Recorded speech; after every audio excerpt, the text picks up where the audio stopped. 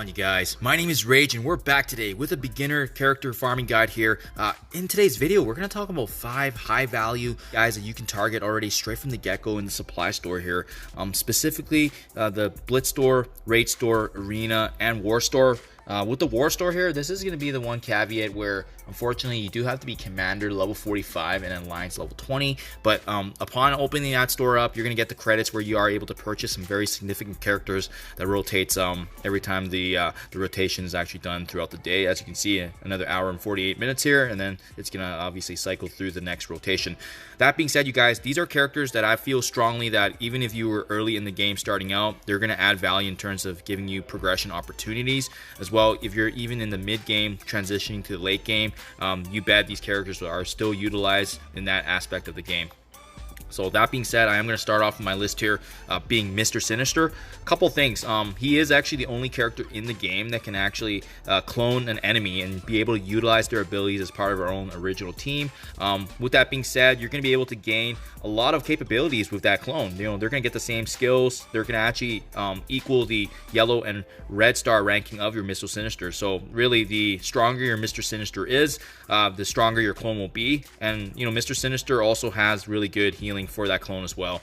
Top of that, unfortunately though, he is available in the War store, so that is something that you want to be mindful of as you progress in the game. Getting access to him will be really great in terms of elevating your roster, as well as him being a key staple character in the Dark Dimension nodes. I've used him in Dark Dimension 2, Dark Dimension 3, and currently in Dark Dimension 4, so that's why I was saying, you know, earlier and mid game, you're going to get value. He's going to be utilized in all game modes and a future-proof character. Next character is going to be Minerva, and Minerva, very, very amazing character in the sense that she actually has one of the few revive capability in terms of bringing them back from the dead. On top of that, also grants them with an extra increase of 40% max health back with the death proof, ensuring their survivability. With Minerva, a couple things, you know, whether it be the early game, mid game, having someone that can actually bring a fallen ally back is just going to create opportunities for you to 3-star the campaign nodes. Minerva is useful in the Doom raids, especially with her being a part of that tech classification as well as Kree. She's going to add value there in terms of being able to provide survivability and sustain.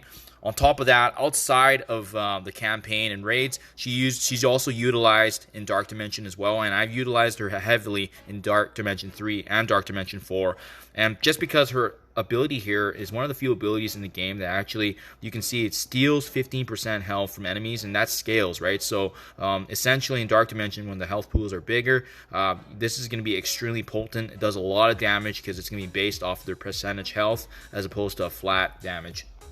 Top of that, you know, earlier in the competitive PvP rounds, you know, I was using her as part of 5v5, but obviously now, given the changing meta, unfortunately with her, you know, she's not utilized in that aspect of the game. But you know, overall, the PvE side, in terms of progression in the overall game, she's always going to have value thanks to that revive and the sustainability of turns of being utilized for keeping your team alive. For Minerva, she is actually available in the War store as well with Mr. Sinister. So these two characters are very difficult just due to the fact that you always have to kind of save those credits for the War store. But you bet they are going to pay dividends in the long term.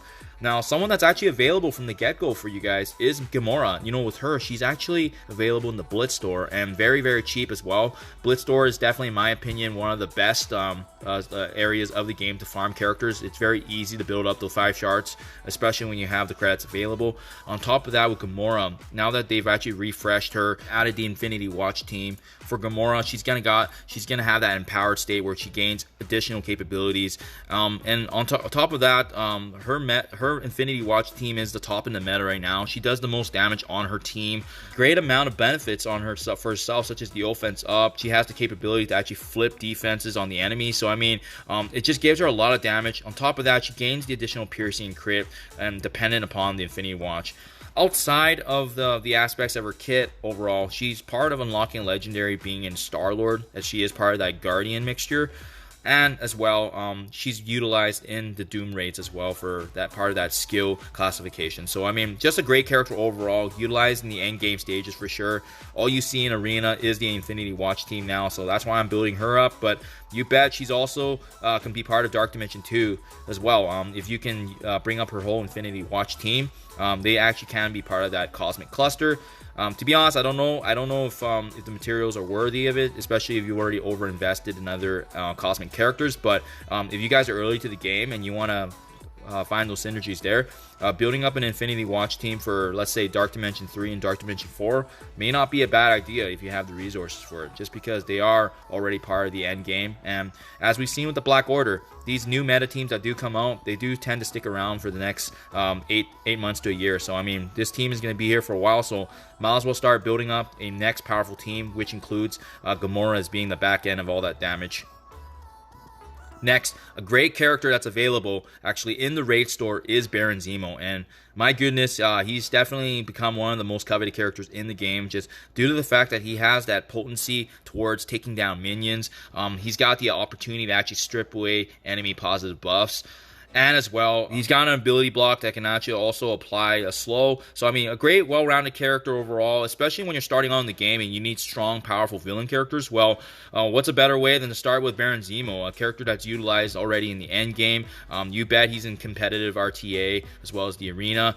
Part of a shutdown character build in terms of ensuring the enemy has someone that can actually be taken down. And on top of that, one of his key abilities is that minions killed by Baron Zemo cannot be revived. And you'll see starting on in the game, when you're pushing through the villain as well as the Nexus nodes, and you're up against those enemy minions, well, Baron Zemo is going to do exceptionally well against those minions. And the best part about them is once they're taken down by Baron Zemo, they're not coming back. So I mean, I think that's one of the big gifts with him, especially in war when you're up against those heavy shield teams, or even the Red Skull Hydra. Them being taken down by Baron Zemo, they're not coming back, as well as Baron Zemo being competitive, and as well being used in Dark Dimension as well, and also being part of the Doom raid. So I mean, overall, a great character utilized in almost every game mode. Would recommend if you guys get a chance, just now that he's accessible in the raid store. Moving next, another great coveted character is Yoyo, being more recently added to the raid store, and a couple of things on her. So for her, she synergizes extremely well with Black Bolt because she has the Swift Protector passive. Well, essentially, if there's no other Protector allies on her team, she applies the offense down. And you can see here on top of that, she also has a 50% chance to gain evade.